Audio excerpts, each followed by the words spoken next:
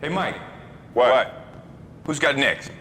What's good, y'all? It's your man Hezo, and welcome back to the Blacktop, where I always got next, you feel me? Now, I know some of y'all are probably thinking, Hezo, where you been the last couple days? My apologies, man. I've been kind of busy since this past weekend. I have not had a ton of time to get a video recorded and get it out. I did not have a chance to get my reaction to the Rudy Gobert trade. I'm going to get to that in a second. So, again, my apologies, but it is what it is. I'm here now. So, before I dive into it, leave a like on the video. Hit the subscribe button if you're new to the channel. Help me get to my first 400. I'm on my way. So, I appreciate all the help and support. And let's get right into it. So first things first, man, the Rudy Gobert trade. Again, this was a trade that I did not get a chance to react to right after it happened. And my first initial reaction was, the Timberwolves gave up what? Man, everybody was talking about how Atlanta gave up too much for DeJounte Murray. I'm sorry, but the Timberwolves just a massive, massive overpay for Rudy Gobert. You will not convince me otherwise. I get Rudy Gobert is a great defensive player. I get all that. He's a 3-time defensive player of the year, blah, blah, blah, blah. But here's why it's an overpay. Rudy Gobert has showed that he can be a liability against teams that are running small ball offense. Look at the Dallas series in this past year's playoffs. He was exposed. You couldn't keep him on the floor because he cannot guard the 3-ball. He is a rim protector. He's an elite rim protector. I get all that.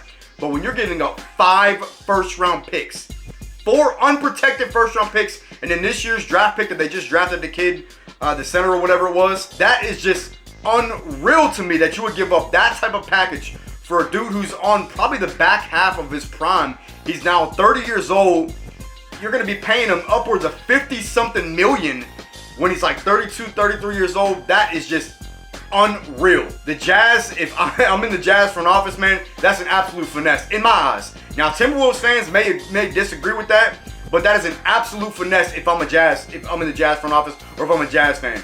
Jazz fans, y'all should be happy because getting off the Rudy Gobert contract, getting all those picks in return, absolute dub if you're the Jazz. Now, real quick, I want to look, because I don't want to touch on this too much because I am a little bit behind.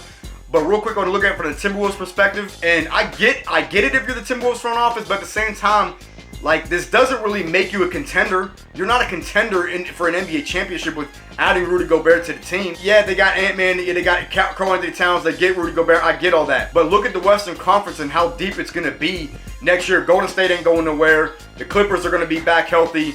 The Suns are, we'll see what they decide to do with DeAndre Ayton and all that. I'm going to get to that in a second as well. So, I don't know. It doesn't.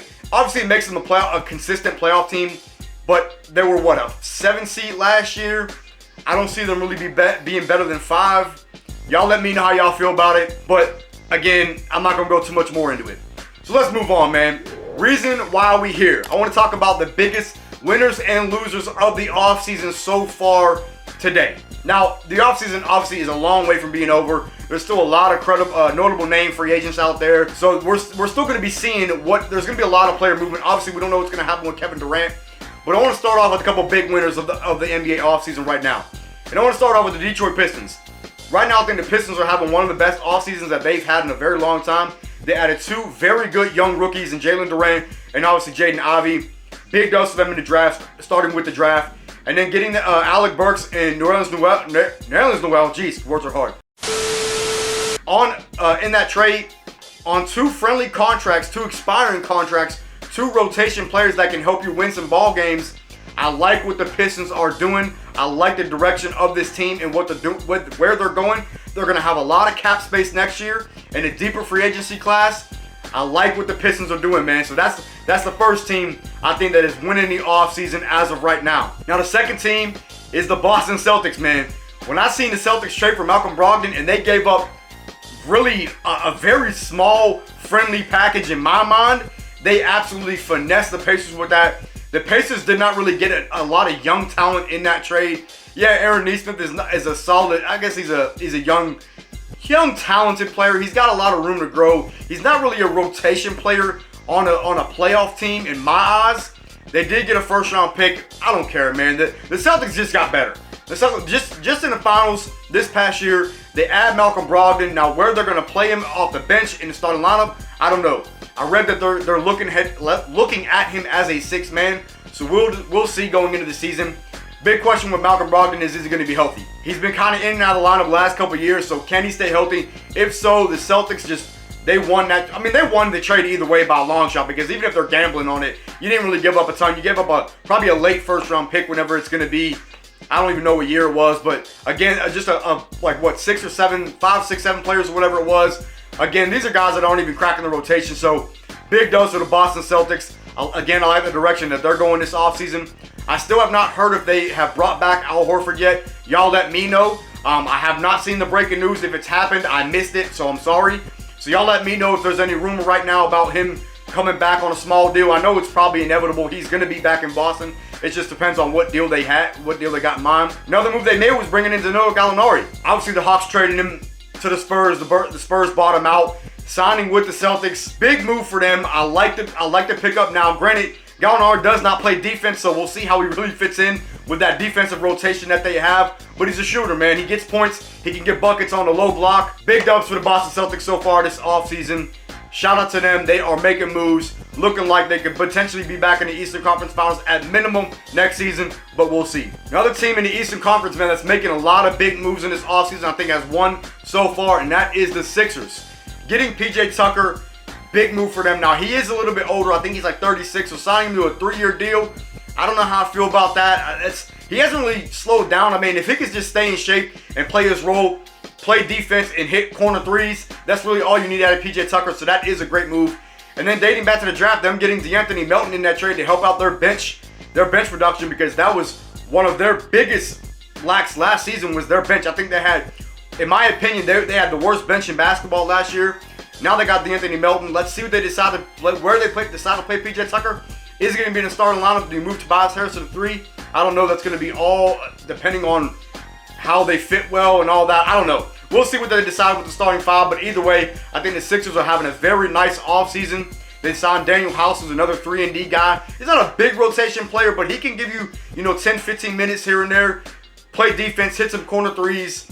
I like what the Sixers are doing, man. Other than my Hawks, that's pretty much really it as if I have right now for the biggest offseason winners. Now, obviously, I've talked about the Hawks in a past video. I'm not really going to go into it. I think that we were a big winner of the offseason, getting DeJounte Murray, but I'm not going to dive more into it. If you want to know my thoughts and opinion on that, go check out my video that I made out on that. So let's kind of transition here into the biggest losers, man. I think there's a couple teams that I'm kind of looking at them just like, where are the moves? I don't really understand what's going on with some of these teams. And the first team I want to start out with, and I'm sorry, but Heat.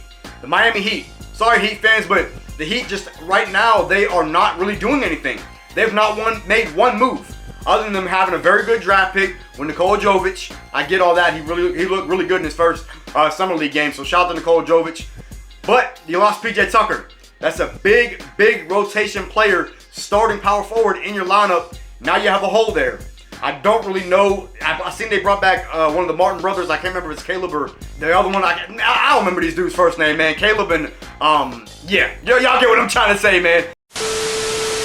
But either way, they brought him back on a 3-year, $20 million deal. I get that's a pretty good move. But either way, man, the Heat are not really making much noise. We'll see what they else decide to do. Cody Martin, that's the other one, man. Cody Martin. I was not able to remember his name for the life of me. Caleb and Cody Martin. I think it's Caleb Martin that's on the Heat. If I'm not wrong on that, y'all let me know, man. I don't, like I said, I don't follow the Martin brothers all like that. I really want to see them put in the call for Donovan Mitchell. The Jazz are clearly going to a rebuild in my eyes. Now, they said that they want to retool around Donovan Mitchell, but I don't really know how much you could retool with the assets you have left. So in my mind, if I'm Pat Riley, I'm making a call to the Jazz, and I'm offering Tyler Hero in a first-round pick. Whatever it is, whatever else you got to give up to get the deal done that's not named Jimmy Butler, call the Jazz about Donovan Mitchell. Come on, Pat Riley. Let's see what y'all got up your sleeve. Quick little transition. I want to move on to the Brooklyn Nets, man. This is the next team that I have in my mind that is taking L's this offseason. Obviously, we already know about Kevin Durant, Kyrie Irving. That's not big news. Well, it is big news, but it's not new news. We don't know what's going to happen with KD. Is he going to be on the team next year? In my opinion, it's kind of looking like it, but really what worth, because he's clearly stated that he doesn't want to be there. So I really don't know what you're getting out of keeping him there. Now, granted, you're not going to get a trade package you want. There's no chance that they get a trade package that is a valuable enough trade package to get off of Kevin Durant after just seeing what the Timberwolves gave up for Rudy Gobert. I want 100 first-round picks if I'm in the Nets front office, man. There ain't no way they're getting anything less than 7 first-round picks. it's not realistic. There's not a team that has enough assets to get Kevin Durant. And I said that in my reaction video. I just don't know if I see it happening. The most logical is the Suns, but it just, I don't know. It's tough to say at this point. But other than that, they give up a first-round pick to get Royce O'Neal. I don't really understand that move as well. I mean, Royce O'Neal's he's a good defender. He's a solid 3-and-D guy, but a first-round pick for him, I don't like that move if you're in the Nets front office. The Nets just got a lot of questions right now. The roster just looks like it's taking a plummet. I don't know, man. They got a lot to figure out, especially with the Kyrie and KD situation. We'll see how that plays out over the next month or so. However long it takes. Maybe it goes into training camp. Maybe it goes into the next season of the trade deadline. I don't know. We'll see. And the final team I want to talk about, man, is the Phoenix Suns. What are they going to do with DeAndre Ayton? They really haven't made a ton of moves this season. They lost JaVale McGee. I really don't know what they're going to do this offseason. What they're going to do with DeAndre Ayton. There hasn't really been a ton of rumors going on, a ton of news going on around with him. I know they're obviously waiting to see what happens with Kevin Durant before they decide to do what they do with DeAndre Ayton. But there's some teams out there that have cap space, like the Pacers. You know, what are they going to do with, maybe making him an offer, a max contract offer? Then the Suns only got 3 days to match it and potentially sign him trade. I don't know. There's really a lot of questions right now going on with some teams. But that's really my kind of short version of the NBA offseason in terms of winners and losers. I'm obviously going to do another video like this in a couple weeks whenever we get some more information, some more breaking news. Maybe Russell Westbrook gets moved for Kyrie Irving. I don't know. There's a lot more that has to go on. I know the Nets signed TJ Warren. I don't really care about that move, man. He's missed the last year and a half or whatever. He hasn't played since the bubble. I don't really care about that move. In my mind, it doesn't really make sense for the Nets.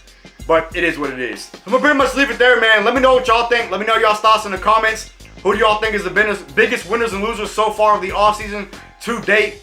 There's a lot of left to happen. We'll see what happens going forward. I'm excited. There's still a lot of moves to be made. So I'm going to leave it there. Let me know y'all's thoughts. And I will catch y'all next episode.